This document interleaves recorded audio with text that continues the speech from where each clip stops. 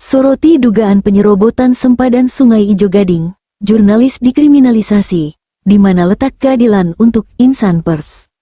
Jembrana, dunia jurnalistik kembali terusik dengan dilimpahkannya perkara dugaan pencemaran nama baik yang melibatkan seorang jurnalis, I Putu S, ke Kejaksaan Negeri, Kejari, Jembrana.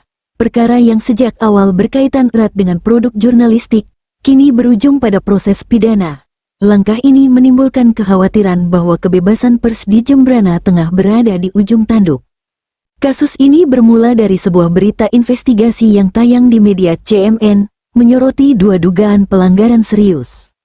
Pertama, penyerobotan garis sempadan Sungai Ijo Gading oleh sebuah SPBU, yang belakangan telah dikonfirmasi melanggar oleh pihak Balai Wilayah Sungai, BWS, Bali Penida. Kedua, pelanggaran tata ruang kota. Meskipun SPBU tersebut mengantongi SKTR, namun ditengarai menyalahgunakan perjanjian peruntukan non-bisnis, namun diduga untuk mendirikan penginapan di bagian belakang SPBU. Ironisnya, alih-alih ditindaklanjuti sebagai laporan publik, berita tersebut justru menyeret si penulisnya ke kursi pesakitan hukum. Dalam pemberitaan yang kini menjadi polemik, jurnalis I Putu S tidak menyebutkan nama asli pemilik SPBU.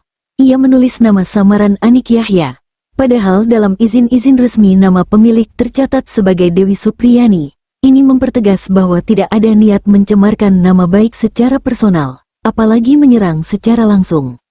Kuasa hukum I Putu S, yakni I Putu Wirata Dwikora, menjelaskan bahwa berita disusun berdasar informasi dari narasumber sah dan terverifikasi, termasuk Dinas PUPR, BPKAD, owner SPBU yang saat itu didampingi manajernya, hingga instansi terkait lainnya. Artinya, I Putu S menjalankan prosedur jurnalistik sesuai kaidah. Bahkan ketika somasi datang, klien kami bersikap terbuka. Ia justru mengundang pihak pelapor untuk menggunakan hak jawab, agar berita bisa diluruskan bersama. Tapi sayangnya, pihak SPBU tidak hadir dalam pertemuan itu, tegas Wirata. Saat ini, situs media CMN tempat berita itu diterbitkan sudah tidak aktif karena masa domain berakhir. Dengan kata lain, berita yang dianggap mencemarkan nama baik juga sudah tidak dapat diakses bahkan sebelum ada penyitaan barang bukti.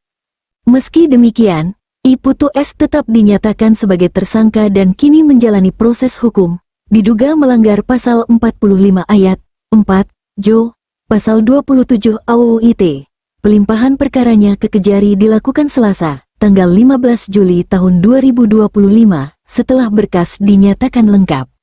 Di mana ruang keadilan untuk jurnalis, pernyataan I Putu S menunjukkan bahwa ia tetap menghormati proses hukum. Namun ada rasa keprihatinan mendalam yang ia sampaikan. Kami hanya menyuarakan keresahan publik. Kalau media tidak bisa menyampaikan informasi semacam ini, lalu siapa lagi yang akan menyuarakan? Bahkan sejengkal tanah pun belum bisa kami jaga.